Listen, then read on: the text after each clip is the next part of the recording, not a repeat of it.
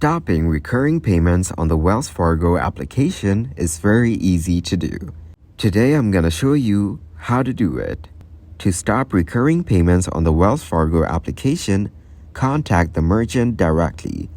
Then reach out to the merchant responsible for the recurring payment and follow their specific cancellation process, which might involve calling their customer service line, submitting an online request to their website or application, utilizing a cancellation form, obtain written confirmation of cancellation for your records, utilize Wells Fargo online banking.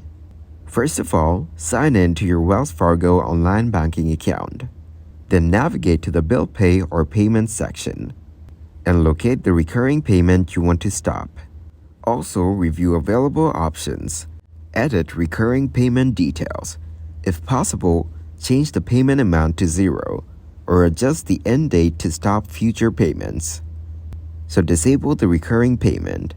Look for an option to deactivate or disable the payment without fully removing it.